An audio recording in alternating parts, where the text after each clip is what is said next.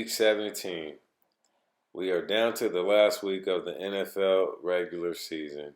I won't lie, I was disappointed in the performance of Justin Jefferson. Jefferson was held to one catch for 15 yards by the shit-talking corner Jair Alexander, who backed it up. The Minnesota Vikings play the Chicago Bears, and although they have a losing record, the team is historically known for being good on the defensive side of the ball. Jefferson would need 194 yards, to break Calvin Johnson's record. And as optimistic as I tend to be, I just don't see him having a game of that caliber when the game itself doesn't affect playoff seeding. It's crazy how I think just four short weeks ago, Tyreek Hill was sitting pretty with 1,500 yards and well above pace to break 2,000 yards in a season. The Miami Dolphins face the New York Jets, who have the number 2 allowed yards per game, 192.5 defense. Cheetah Hill would need 278 yards to surpass Calvin Johnson. And like I mentioned above, I don't see that happening.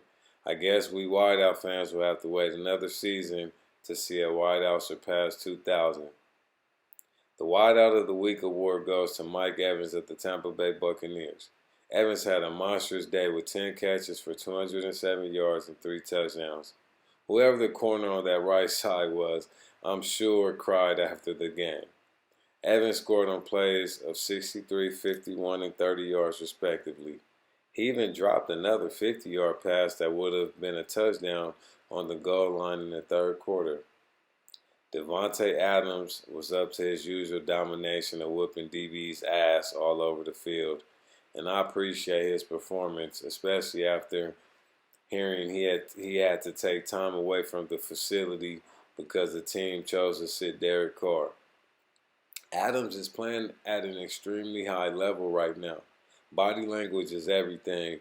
In this moment, Adams' body language exudes positivity and vivaciousness. In what was once called the Battle of the Bay, the Raiders played one of their best games of the season against a San Francisco 49er team that I feel will be in the NFC Championship game. Adams caught 7 passes for 153 yards and scored 2 touchdowns. Adams leads the league with 14 receiving touchdowns and is third in yards with 1,443. I like how he's bounced back from a slow start, and with the way he's played, I know I now have to consider him for the Wideout of the Year award. Chris Godwin has quietly put himself in position to reach 1,000 yards on the season. He needs 32 yards and will have done so for the 3rd time in his 6-year career. And this is nothing short of amazing considering he tore his ACL a little over a year ago and only missed 2 games because of it. While Evans dominated the day, Godwin found his way underneath coverage to finish the afternoon with 9 catches for 120 yards. The Buccaneers are hot, and whoever gets this team in the first round will definitely have to be ready. DJ Moore has found a way to make plays this season. I think this is my 3rd or 4th time writing about the young wideout. One thing that makes me laugh when watching tape is knowing Moore is going to drop an easy one.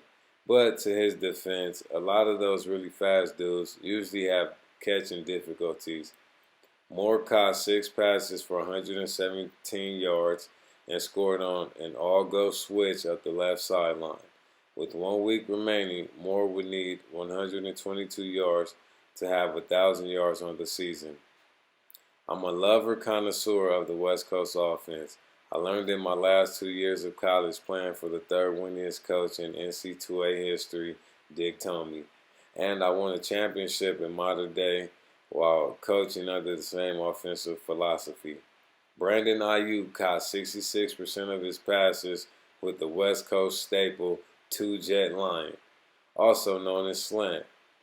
You have to have fearless wideouts in your system to run slants effectively. The wideouts can't be no punk bitch. Ayuk had 9 catches for 101 yards and a touchdown on a nice release for the 3-yard slant. Last on the list is Dallas Cowboys' #1 wideout, CeeDee Lamb. Despite early struggles with dropping the ball, Lamb has roared his way to number 7 in yards with 1,307. He has played big-time ball, and I like how his game has progressed over the season. Now, he won't win or be in the discussion for the wideout of the year, but if I had to choose a most improved wideout, then Lamb would probably be in the contention for that. Against the Titans, Lamb caught 11 balls for 100 yards with 0 tubs. Wideouts, the 2022-2023 regular season is a wrap after this week. Let's go, finish strong, make the most of every play, have fun, and ball till the wheels fall.